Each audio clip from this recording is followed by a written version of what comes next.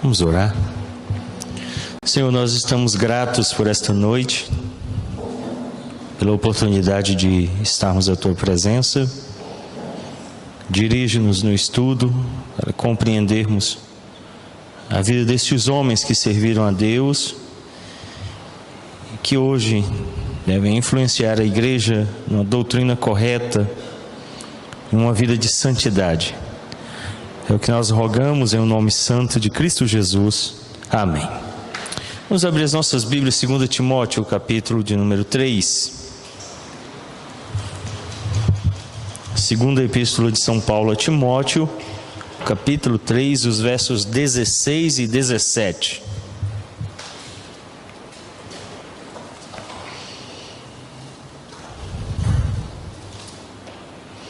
O apóstolo São Paulo diz assim: toda a Escritura é inspirada por Deus, útil para o ensino, para a repreensão, para a correção, para a educação na justiça, a fim de que o homem de Deus seja perfeito e perfeitamente habilitado para toda boa obra. É um texto deveras conhecido de todos, mas muitas vezes negligenciado em sua amplitude. O apóstolo declara que toda a Escritura, a exegese presbiteriana, histórico-gramatical, exige que literalmente o texto seja compreendido no seu contexto. O que Paulo está declarando por Escritura é o Antigo Testamento. Ainda não existiu o Novo Testamento. Hoje nós sabemos que toda a Escritura se compõe Antigo e Novo Testamento. Toda ela, diz Paulo, é inspirada. A palavra grega utilizada aqui é soprar para dentro, trazer à tona. Deus mesmo é que revela a Escritura, por isso Ele é o autor da Escritura. Então Paulo fala da utilidade dela para o ensino, repreensão, correção e educação na justiça, fazendo com que o homem de Deus se torne perfeito e perfeitamente habilitado para a realização de toda boa obra.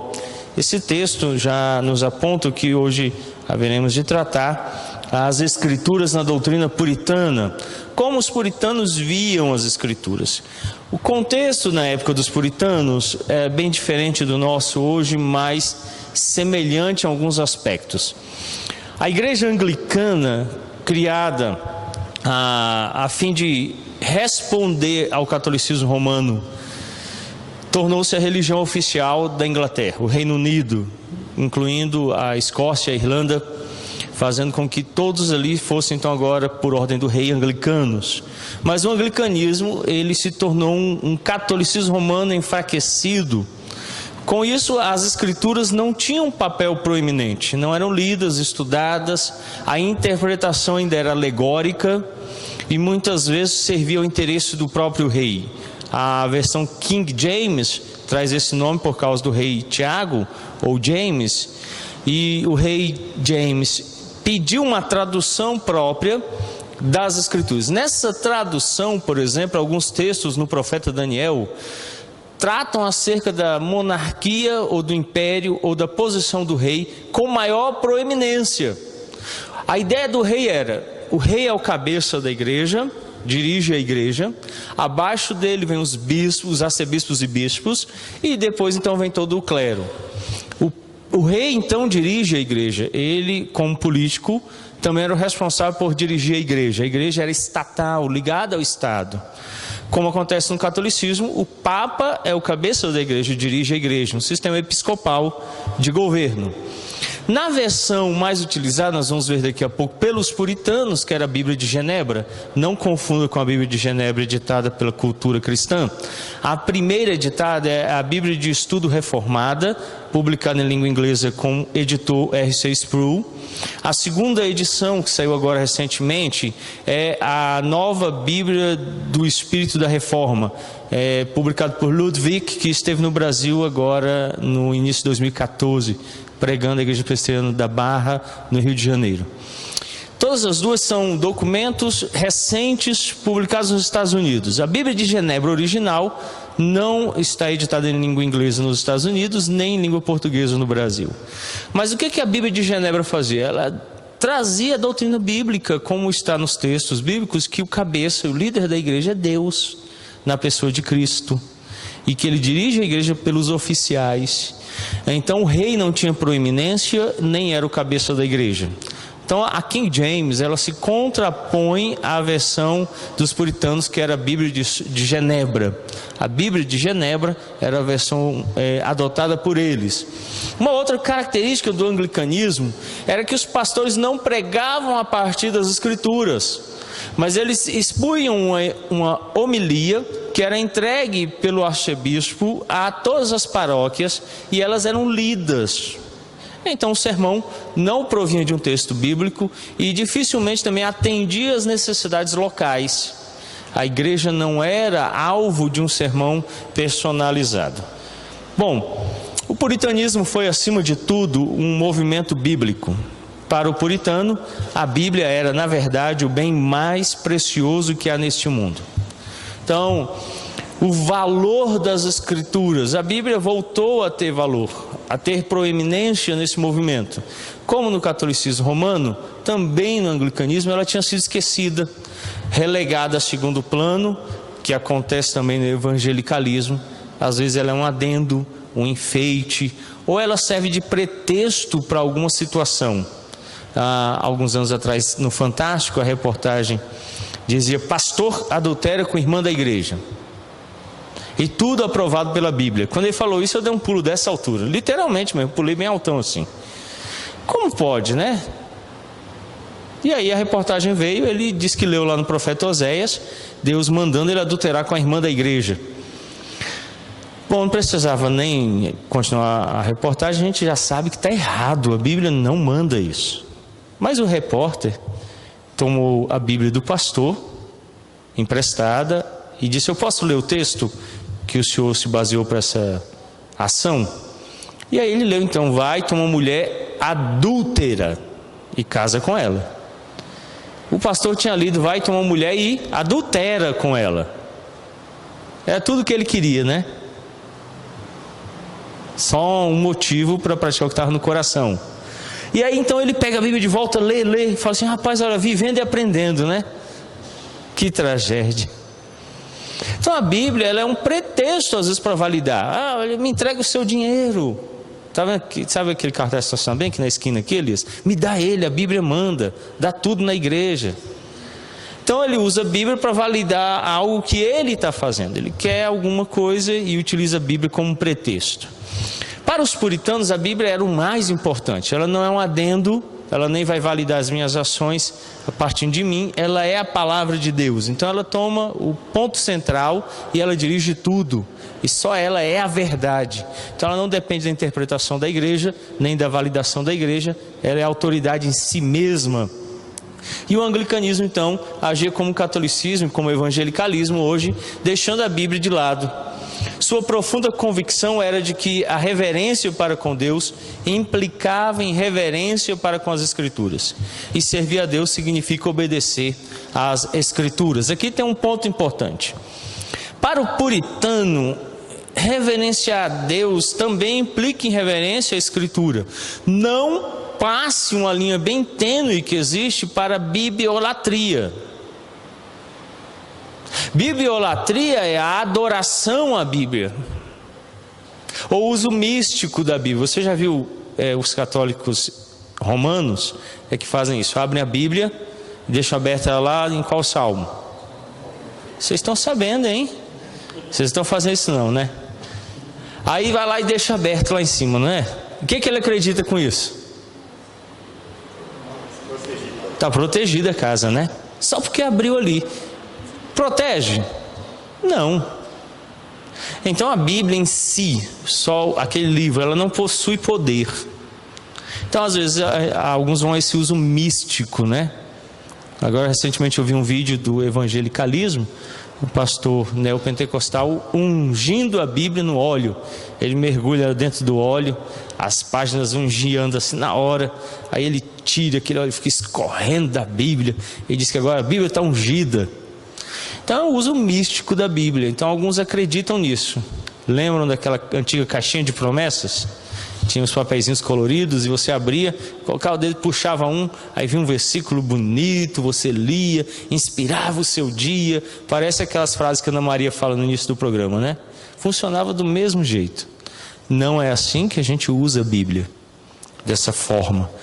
Então, os puritanos acreditavam que a Bíblia, ela deveria ser tratada com reverência, mas como? Significava obedecer às Escrituras. Em vez de deixar ela aberta, leia o Salmo e creia e pratique o que o Salmo está dizendo. É isso que vai transformar a vida. Para ele, portanto, não haveria maior insulto ao Criador que negligenciar sua palavra escrita. E de maneira contrária, não poderia haver ato de homenagem mais genuíno para com Deus que valorizá-la e atentar para o que ela diz, e assim viver e repassar seus ensinamentos. Então os puritanos valorizavam, atentavam ao que estava registrado nas Escrituras, viviam e repassavam o ensino. Essa era a prática geral em respeito às Escrituras. O movimento reformado e puritano sempre lutou pelo acesso à leitura e estudo das Escrituras. O William Tyndale foi o primeiro pré-reformador ou pré-puritano que nós analisamos aqui na Inglaterra. No início da biografia dos puritanos, aquele momento histórico, ele foi o primeiro que nós estudamos.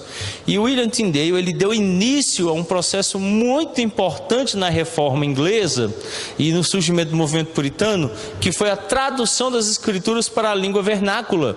A Bíblia não existia na língua inglesa, só no latim, o que não permitia que as pessoas em geral lessem a Bíblia. Ele então disse o seguinte: se Deus guardar minha vida, antes de se passarem muitos anos, farei um rapaz que guia um arado saber mais das Escrituras do que tu sabes. Ele respondeu isso a um bispo da igreja anglicana que queria impedi-lo de traduzir a Bíblia. No ato em que ele estava sendo julgado, ele então respondeu: se Deus me mantém em vida, um simples rapaz que trabalha na roça, conduzindo um boi no arado, vai saber mais da Bíblia do que você. Que tapa na cara, né? Porque, em geral, só o Papa tem autorização, até hoje, para traduzir e interpretar a Bíblia no catolicismo. Tanto que o catolicismo tem uma versão que é autoritativa, é a versão Vulgata do latim. Nenhuma outra versão serve no catolicismo. No anglicanismo, o rei tinha que validar o texto e o rei tinha que autorizar qualquer interpretação da Bíblia. E os bispos então ficavam cativos a isso. E o William Tyndale disse: olha, um rapaz bem simples, quando ele tiver a Bíblia na língua dele, vai saber mais do que você. E você estava dizendo: você não lê Bíblia, né? Você não conhece a Bíblia. Então ele estava desafiando a partir. E realmente foi o que aconteceu com a tradução do texto bíblico. Já o puritano John Ball, nós tivemos a oportunidade de estudá-lo, escreve em seu catecismo: sim, a todos os homens não é apenas permitido, mas são também encorajados e ordenados a ler, ouvir e entender a Escritura. As Escrituras devem ser traduzidas em línguas conhecidas e interpretadas. Então, Ball declara que tem que ler, ouvir e entender a Bíblia. Os pastores do evangelicalismo, principalmente, antigamente eram os padres, têm medo que as pessoas tenham a Bíblia e entendam a Bíblia. Se você entrar na igreja evangélica, você vai ver que ele tem um dom especial, uma capacidade misteriosa de interpretar a Bíblia que ninguém mais tem. E na verdade, o que a teologia presbiteriana promove? Ela promove uma edificação tal da igreja, mas tal, que todos os membros se capacitam em interpretar e conhecer a Escritura por si mesmos. Todo pastor honesto deve trabalhar para que toda congregação alcance a capacidade de interpretar por si mesma a Escritura. E então analisá-la profundamente. Isso não deve ser algo próprio somente de um ofício, mas ele deve ensinar e pedir aos membros que pratiquem isso. É por isso que a igreja tem que ser um lugar de capacitação teológica. É o propósito da nossa escola bíblica dominical, formar os cristãos, literalmente formar, com um ciclo de estudos, para que recebam diploma e sejam capacitados no final de determinado ciclo a responderem como educadores cristãos, como oficiais da igreja, como membros capacitados a dar aula, instruir, ensinar e dar estudos bíblicos. Então, a igreja deve possibilitar isso. Vocês nunca pararam para pensar que a escola dominical está falida? Qual o propósito de uma escola? Ensinar. E a nossa escola dominical tem formado alguém em alguma coisa? Você já viu alguém formado na escola dominical? Alguém já viu? Com diploma final de curso, dizendo lá em que ele se formou? Já viram? Mas a pessoa passa 20, 30, 40 anos ali e você fala assim, alguém já leu aqui Sofonias? Quantos capítulos tem Obadias? A gente não conhece a Bíblia, mas tem muitos anos de escola dominical, não tem? Elias, quantos anos você tem de escola dominical? Já vai 20 anos. Tem algum curso superior de 20 anos, Silvano? Você já viu? O seu lá é 20 anos, 15, 10. Está errado se ficar 10, né, Silvano? Olha, um curso superior não tem tudo isso. Era para ele ser PhD, ter pós-doutorado, já todo esse tempo estudando a Bíblia. Os seminários são 5 anos, ele tem 15 na minha frente, ó, rapaz, você está avançado. Só que nunca ninguém direcionou ele a conhecimento algum. Então, a proposta do William Tyndale, de John Ball, era que a Bíblia fosse acessível, fosse estudada e fosse interpretada por quem? Pelos crentes. Não pela igreja, não por uma pessoa, mas pela igreja como um todo, reunida. Então todos devem ser capacitados. Se tem um inimigo terrível do cristianismo, é o analfabetismo. Porque Deus determinou em sua sabedoria que é pela pregação da palavra que vem a fé. Então aquele que não pode estudar a palavra, ele não pode ter fé, crescer na fé, aumentar a fé. Então é essencial que todos possam ler, interpretar e conhecer a Escritura. Então eles defendiam esse acesso na língua materna para que ela pudesse ser interpretada. A versão preferida dos puritanos, também de Shakespeare e Spencer, foi a da Bíblia de Genebra. Uma versão escrita por puritanos ingleses na Genebra de Calvino. O que aconteceu em Genebra? Genebra tornou-se um centro de refugiados. Começou a perseguição aos huguenotes, que eram os reformados na França. Eles fugiram com Calvino para Genebra. Quando começou a perseguição na Inglaterra, aos puritanos, eles fugiram para Genebra. Então, aonde surgiam perseguições aos reformados, eles fugiam e encontravam em Genebra acolhida. E lá então vários grupos se desenvolveram. Os puritanos ingleses, quando chegaram ali, desenvolveram a Bíblia de Genebra. Ela se tornou o principal método de estudo e de transmissão do ensino puritano. Essa versão foi impressa com notas, para trazer algumas notas no rodapé, contendo interpretações puritanas e calvinistas das passagens bíblicas. Tanto que quando o rei mandou imprimir a King James, ele proibiu qualquer tipo de nota.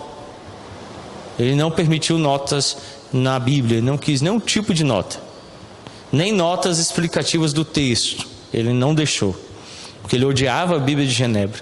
Porque ela induzia as pessoas ao estudo, ao conhecimento. Então quem adquiria uma Bíblia dessa, ele estudava, ele conhecia, se aprofundava, e ela então permitia ele ter conhecimento. E o rei na King James não encontrou. Então você não encontra a versão da King James com notas, ela é só o texto puro. O puritano Colton Mather declarou: a regra de acordo com a qual a consciência deve proceder. E o que Deus tem revelado é o que Deus tem revelado nas Sagradas Escrituras. Assim os puritanos rejeitaram todas as outras opções. A única coisa que devia dirigir a consciência do crente era a Bíblia. nem a igreja, o Estado, a tradição, ele só estava submisso à Escritura. Aqui a gente tem que fazer um parêntese. Há uma submissão do crente ao Estado? Há? Sim. Até que o Estado esteja de acordo com a Escritura. Então, vou dar um exemplo. O nosso Estado, ele permite casamento homossexual? Permite? Sim. Vamos então lá explodir o Palácio da Dilma, todo mundo hoje? Vamos lá? Vocês topam comigo? Não, por quê? Ela não está obrigando que eu me case com outro homem. Agora, se amanhã sai uma lei, se amanhece, vai na banca e está lá o jornal, Correio Brasiliense. Amanhece o dia e o Congresso determina: todo homem tem que casar com homem, toda mulher com mulher. É lei. E aí? Para de piscar para mim, rapaz, né? Eu já brigo logo com um cara que está mais perto, né? Desobediência total. Não preciso mais me submeter ao Estado. Porque a Bíblia diz: não se casará homem com homem, nem mulher com mulher. Então a Bíblia é a autoridade maior. Então eu estou obrigado. Só que o princípio maior de consciência é a Bíblia. É sempre ela que me dirige. Para analisar o Estado, eu analiso ele a partir da Bíblia. Como é que eu faço me submeter à autoridade da igreja? Como é que a gente faz para se submeter à autoridade da igreja? Tudo que o pastor manda, obedece? Pedro e Everton, amanhã todos os livros de vocês aqui no meu gabinete. É uma ordem pastoral.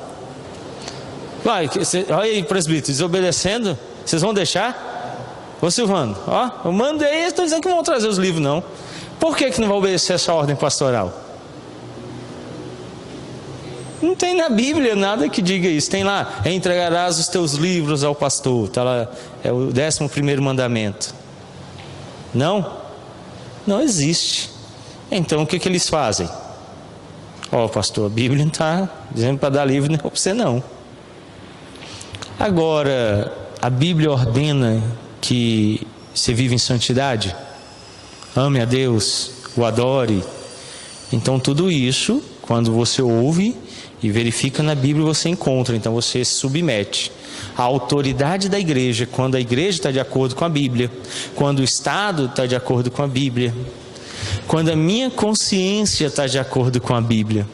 Então a consciência, o Estado e a igreja, a tradição, tudo precisa se submeter à Bíblia.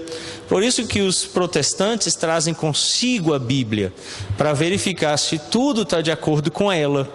Então todo crente deve ser hábil para verificar as Escrituras. Então eu fico com muito medo quando eu estou no púlpito e falo assim: abra um livro tal.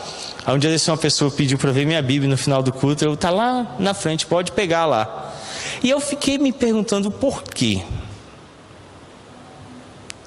Ele correu, pegou, folheou. Eu pensei que o senhor marcava com papel. Eu falei assim: não. Como é que você acha? Você é a ordem dos livros. Qual é o primeiro? E o último? Entre eles tem um monte de livros, você tem que saber a ordem. Porque você nunca vai achar Obadias sabendo que Gênesis é o primeiro. Quem vem antes de Obadias?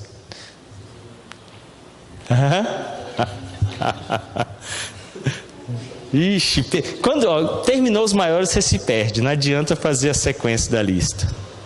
E quem vem depois de Sofonias?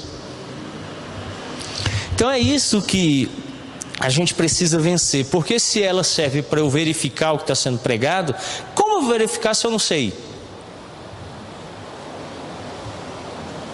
Você vai ficar na dependência? Olha, eu não sei se o que o pastor falou hoje é verdade, mas eu vou perguntar para ele na Bíblia onde está. Aí você foi aonde é aquele que está dominando, porque se ele falou, então ele vai dizer não, tal. Aí quando você manuseia, você então verifica, você mesmo acha. Lembra dos crentes de Bereia? O que eles fizeram? O que os bereanos faziam? Ouviam, retiam no coração e depois verificavam se estava de acordo com as Escrituras. Quem verificava? Não era o pastor, não era a igreja, era o próprio bereano. Então ele tinha um padrão. que era a Escritura. Ele pegava esse padrão e aplicava ao que estava sendo pregado. Se o que estava sendo pregado se encaixa aquele padrão, aí passa. Se ele não se encaixa, ele é reprovado. Então nós precisamos tomar as Escrituras novamente como uma forma de verificar se o que está sendo pregado está de acordo com as Escrituras. Também a Bíblia de Genebra foi impressa em tipo romano, em vez de gótico, o que tornou legível à pessoa comum. Vocês já viram um escrito gótico? Como é que é? É uma letra bem desenhada, cheia de contornos. Então ela se mistura, fica difícil ler, para não dizer praticamente impossível. Então, originalmente as Bíblias elas eram feitas com essa escrita gótica. E aí o texto ficava difícil de ser lido. A Bíblia de Genebra veio com a tipografia romana, uma letra quadrada, reta, que facilitava a identificação de cada um dos caracteres. Então as pessoas podiam pegar e ler. As letras góticas, tinham algumas que precisavam ser decifradas, era difícil de saber. O Isaac ele começou a aprender a ler com a caixa alta. Aí quando mudou para cursiva, tem hora que letra é essa? Então, se você faz ela meio diferente, ele já fica preocupado. O que é isso? Aí você tem que, às vezes, caprichar mais no desenho para que ele identifique a letra. Então, essa forma de imprimir facilitou. E ela também foi feita com uma única regra de fé e prática. Também, de novo, o puritano Colton Mather declarou que, além dela ser uma regra de consciência, de ser a regra para a prática de tudo, ele disse que as outras opções deveriam ser rejeitadas. A Confissão de Fé é um documento puritano, que foi escrito por puritanos, declara o seguinte: a autoridade da Escritura Sagrada, razão pela qual deve ser crida e obedecida, não depende do testemunho de qualquer homem ou igreja, mas depende somente de Deus. A mesma verdade que é o seu autor tem, portanto, de ser recebida, porque é a palavra de Deus. Então a Bíblia, na perspectiva puritana, ela não é Bíblia porque nós estamos dizendo. Ela não se torna a Bíblia porque a igreja diz que ela é a Bíblia. Ela é Bíblia em si mesma, ela é a palavra de Deus, ela não depende da igreja para se tornar. Ela tem em si mesma essa autoridade. Na década de 1950, foi um pouco antes, a gente arredondar a data, a gente toma como referência 1950, mas foi 1949. Um pastor beduíno na região do Mar Morto, de 14 anos de idade, saiu para procurar uma das ovelhas que tinha se perdido. E lá há uma série de cavernas, são mais de 40 cavernas, à beira do Mar Morto. E ele então parava na entrada de uma, para não ter que entrar dentro e procurar a ovelha. Ele parava na entrada, pegava uma funda, que é uma espécie de estilingue, colocava uma pedra e atirava dentro da caverna. Se lá estivesse a ovelha, o que ela ia fazer?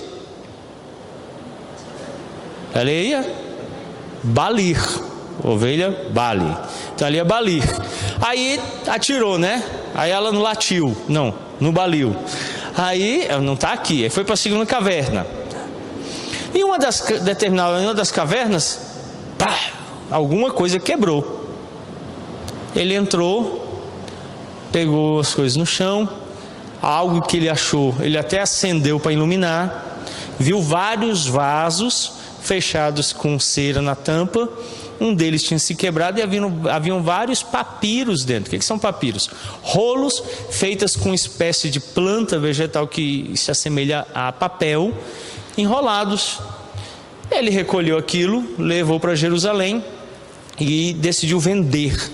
De repente alguém compraria, ele ganharia muito dinheiro. Um estudioso do Museu Britânico estava em Jerusalém, comprou dele todo o material. Eles descobriram que eram textos do Antigo Testamento, livros completos, por exemplo, o profeta Isaías, do 4º e 5º século antes de Cristo. Os textos mais antigos até então que nós tínhamos eram do 6º até o 7º século depois de Cristo. Não tinha nenhum antes. E nesse mesmo período tinha surgido um movimento chamado Alta Crítica, que estava dizendo que o texto bíblico tinha sido adulterado, tinha sido invenção da igreja cristã, tirando a autoridade da Bíblia, minando a autoridade da Bíblia. A igreja tinha entrado em desespero, ela não conseguia responder ao movimento da Alta Crítica. Ao que então encontraram isso, e o Museu Britânico revelou a autenticidade desses documentos. Eles batiam com o texto bíblico que nós possuímos em mão. Então nós temos agora um dos textos mais antigos da humanidade em nossa mão. Então vocês verem, os textos dos filósofos gregos não tem nenhum tão antigo quanto os papiros das Bíblias que nós possuímos hoje. Então isso validou a Escritura como sendo verdadeira, autêntica e inalterada por séculos. Então Deus está sempre respondendo, Deus está sempre agindo, Deus está sempre mostrando que a palavra dele é a verdade. Essa semana agora atrás saiu de novo a pesquisa produzida no Reino Unido. Ainda a Bíblia é o livro mais lido no mundo, mais lido, mais impresso e mais vendido. Sabe desde quando? Desde que começaram a levantar isso. Séculos, séculos e séculos. Não tem livro que alcance, ultrapasse, seja mais impresso ou mais vendido que a Bíblia. Isso tem alguma coisa aí, não tem? Ela é a palavra de Deus. Então, na confissão de fé diz que ela não depende da igreja para que ela seja reconhecida. Ainda a confissão de fé declara: o juiz supremo é o STF da Bíblia, pelo qual todas as controvérsias religiosas têm que ser determinadas, e por quem serão examinados todos os decretos e concílios, todas as opiniões dos antigos escritores, todas as doutrinas de homens e opiniões particulares.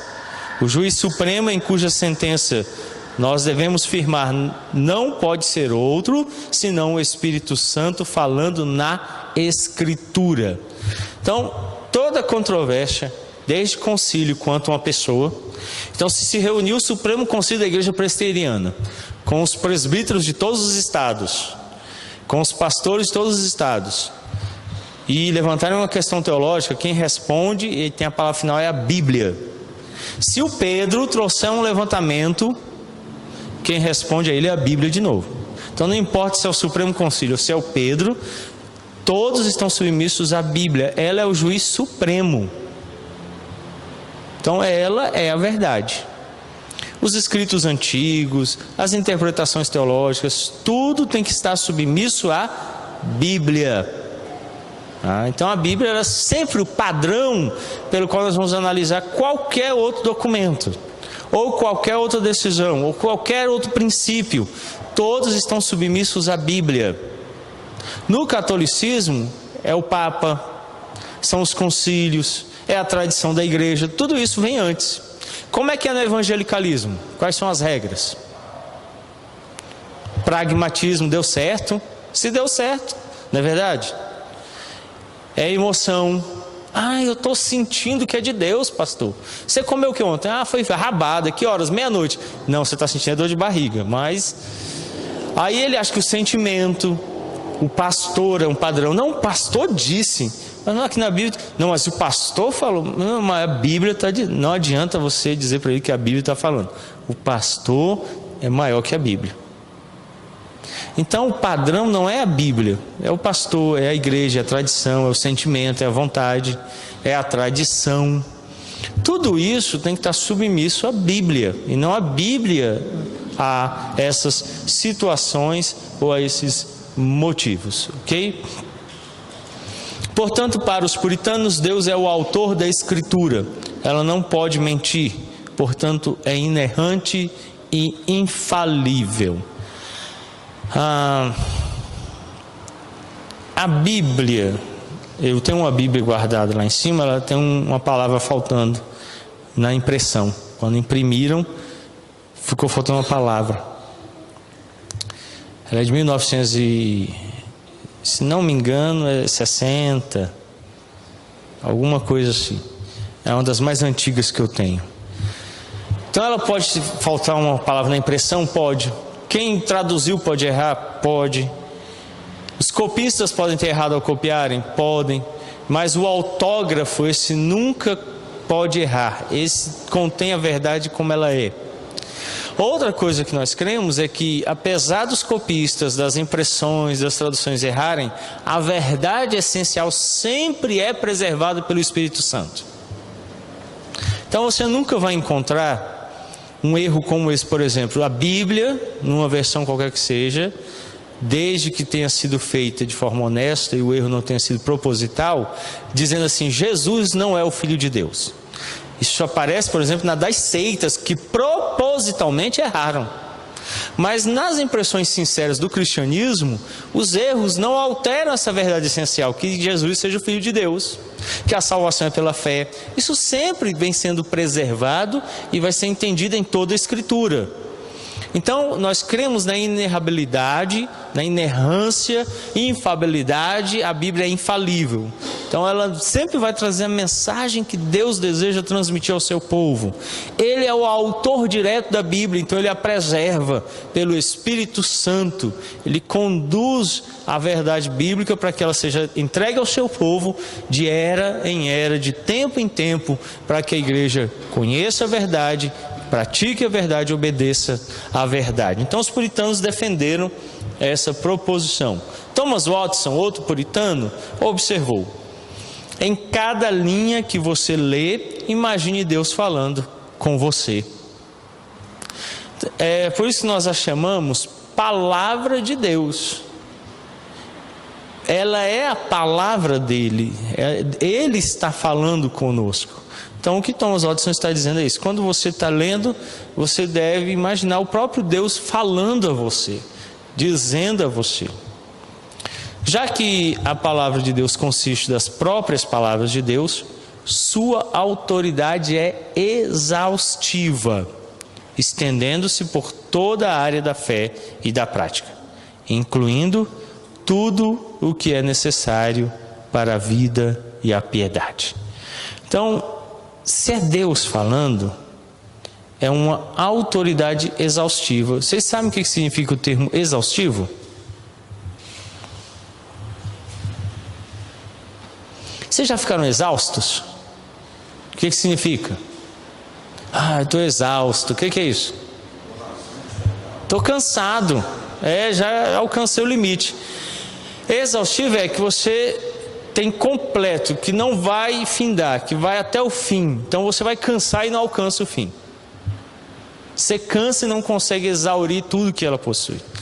Então ela é a autoridade exaustiva. Ela é a autoridade sobre tudo, completa, plena. Não tem área que escape. Tudo deve ser submetido a ela. Então hoje, quando alguém diz assim que recebeu uma nova revelação, não é possível, porque a Bíblia é exaustiva. Ela é a revelação de Deus sobre tudo necessário para a vida e a piedade.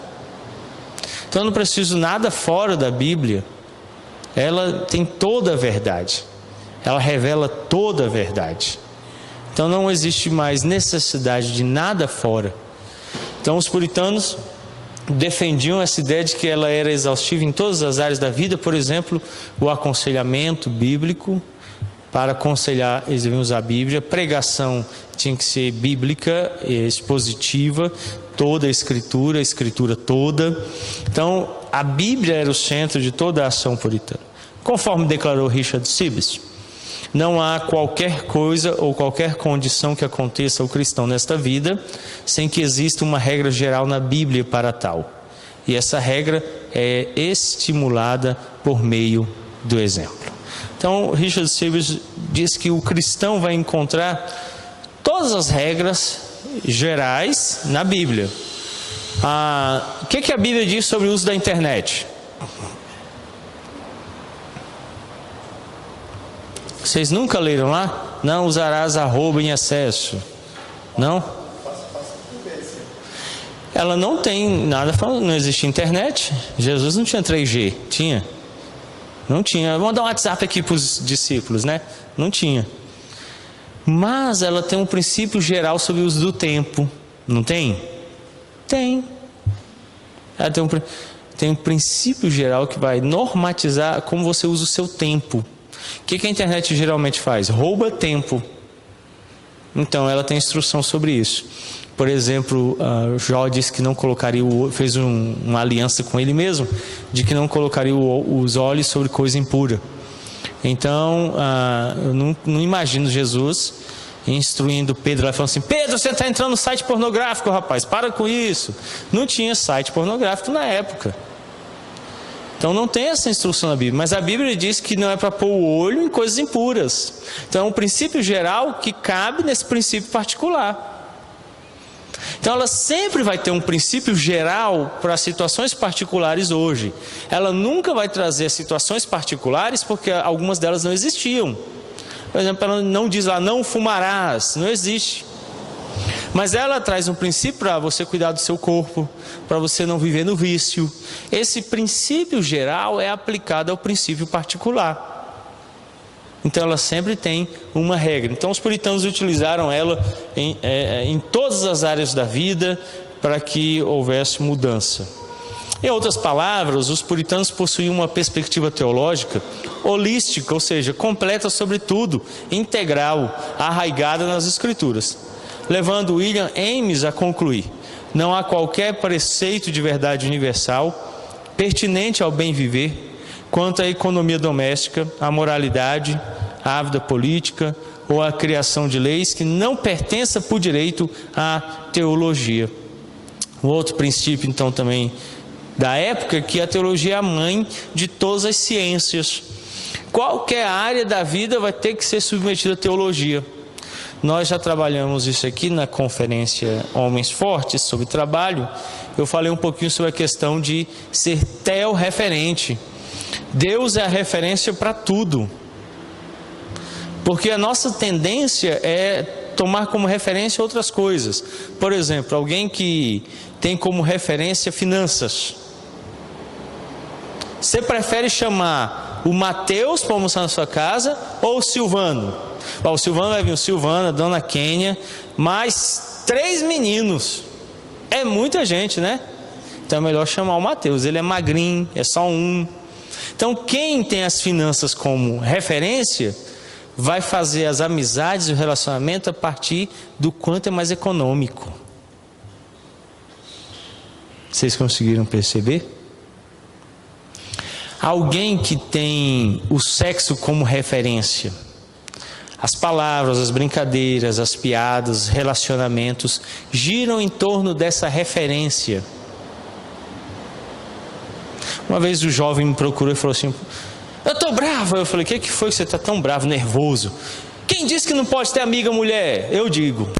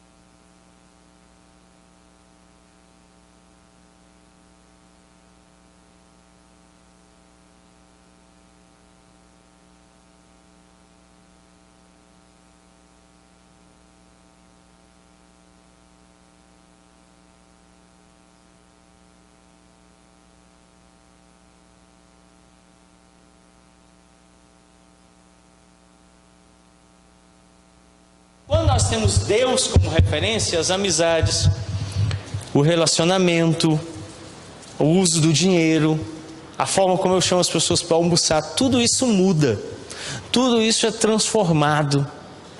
E aí Deus é a referência. Então eu vou partir de Deus para fazer minhas escolhas, e não do meu coração, não das minhas vontades, não dos meus desejos. Deus é o ponto de referência. E aí as coisas mudam. A relação com o mundo, ela é transformada e é alterada. Então, a perspectiva dos puritanos é holística acerca do uso das Escrituras em todas as áreas. Então, William Ames declara: não há qualquer preceito de verdade universal pertinente ao bem viver quanto à economia doméstica, à moralidade, à vida política ou à criação de leis que não pertença por direito à teologia. Então, a partir da Bíblia é que eu vou analisar todos esses pontos. Todas as decisões devem ser dirigidas pela própria Escritura. Ela vai ser o único ponto de aderência, o ponto de fixação. Alguém já escalou aqui? Parede? Montanha? Uma serra, qualquer coisa? Em escalada você tem que ter um ponto de aderência, de fixação. É um lugar firme, sólido, onde você se fixa para então dar o outro passo.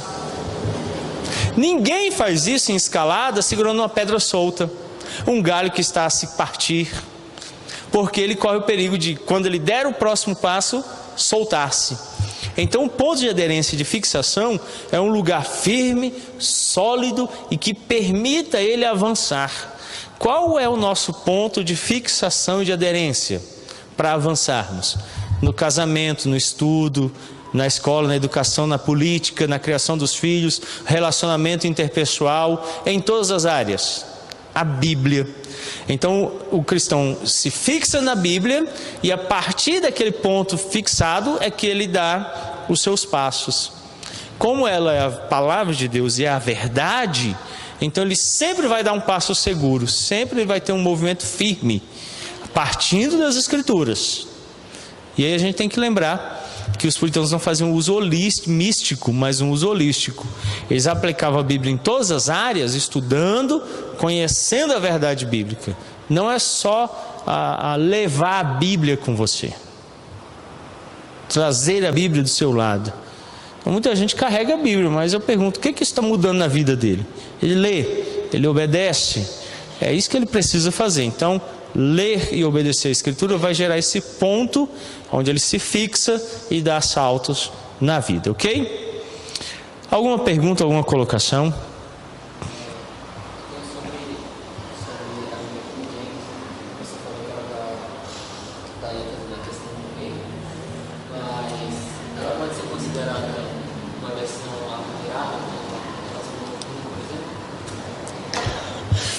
Ela não chega a ser semelhante a Novo Mundo, porque a Novo Mundo tem alterações drásticas, amplas, em várias partes. A King James, só no que diz respeito ao governo, né, da igreja. Então são pequenas as alterações. Não é uma versão muito boa, é uma versão difícil. Eu estou falando em língua inglesa mesmo. Tem uma traduzida em português, eu não conheço. Mas a versão inglesa ela é muito difícil. A leitura truncada, chata, difícil. Isso já a torna pouco acessível. E aí tem essa situação de alguns textos que não impede o uso, como por exemplo a versão que nós usamos, a Sociedade Bíblica do Brasil, Almeida Revista Atualizada. O Supremo Conselho da Igreja Presbiteriana do Brasil determinou que até 2020, se eu não me engano, é 2019, a nossa editora comece a produzir uma versão própria, porque a Sociedade Bíblica do Brasil altera o texto do profeta Isaías, e se não me falha a memória, também no profeta Jeremias, um texto sobre batismo de aspersão, eles traduziram como batismo por imersão. É uma alteração pequena, considerando todo o texto, Gênesis e Apocalipse. É um termo, é um conceito bem pequeno.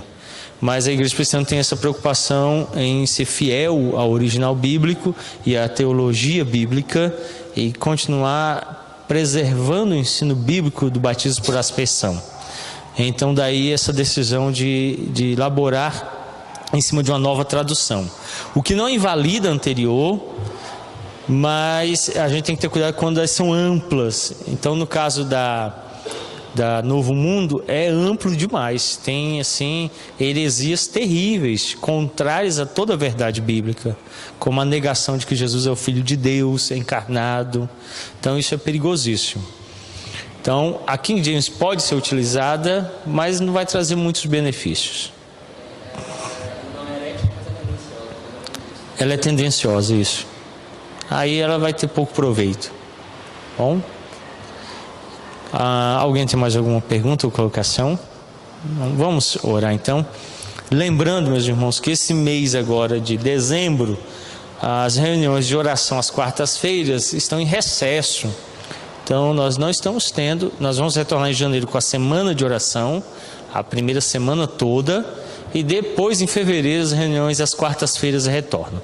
Mas amanhã, eu, juntamente com o presbítero Agel e o presbítero Silvano, estaremos indo à reunião do presbitério, inicia-se amanhã e vai até o sábado.